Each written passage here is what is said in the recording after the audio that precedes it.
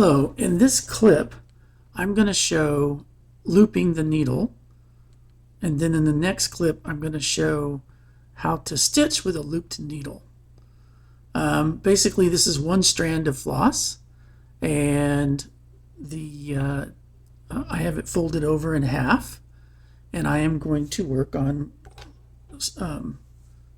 looping the needle. So I got my needle, and I'm going to go ahead and put in a thread helper because it makes it easier. And I'm going to go ahead and pull the thread through with the part that's folded in half. And so now it's pulled through. And now I'm going to literally thread the needle through that loop, right, as you can see right here. Let's see if I can show you better. So it's threaded through the loop. Now I'm going to hold the needle and I'm going to pull it through. All right, so now the needle is attached to the thread. I no longer have to worry about holding onto the thread or the thread coming out of the needle. And so that's looping the needle. And so that is the setup for this next clip. This clip is how to use a looped needle to start a set of stitches.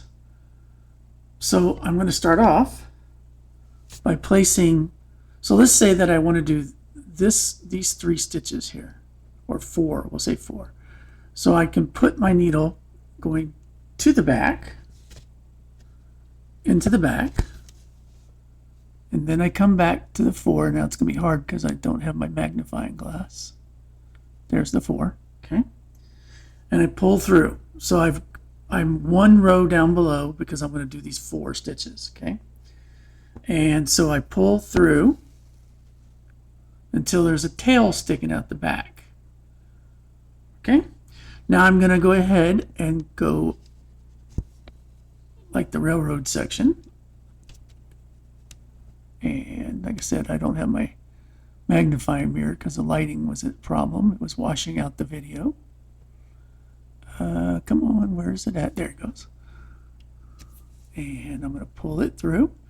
Now notice when I pulled it through this time that actually on the back side it has literally looped over the floss that's we inserted on the right side. And so I'm just going to go ahead and stitch it over. And what I'm literally doing now is stitching over that end piece in the back. You don't have to go look. I'll show it to you when we get done doing this a little bit. Just trying to find the hole. There it is.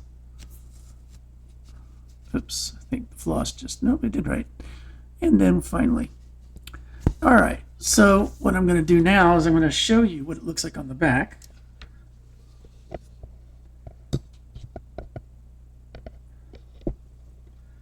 And if you can see it, you can see that the thread, the floss, is literally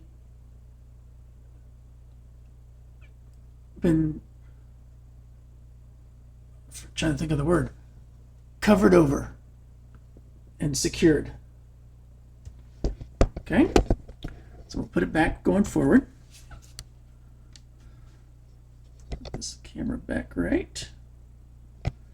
All right, now what I'm going to do is I'm going to clip off the end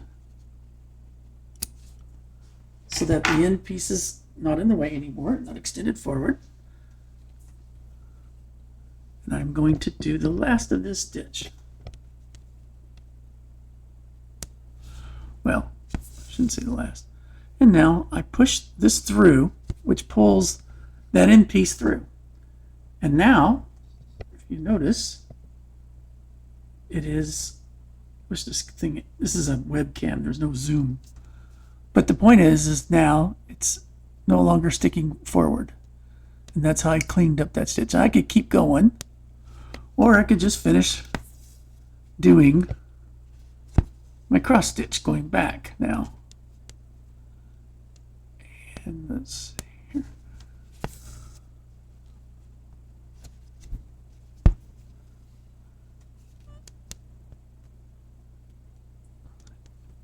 Anyways, this is how you can use a looped needle and how you can start without having to flip over and go to the back and not have the end sticking out, but have it securely fastened on the back side. And there we go. So there's 4 stitches, and I wish this thing was zoomed in better.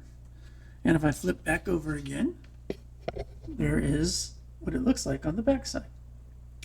And there's how you do it.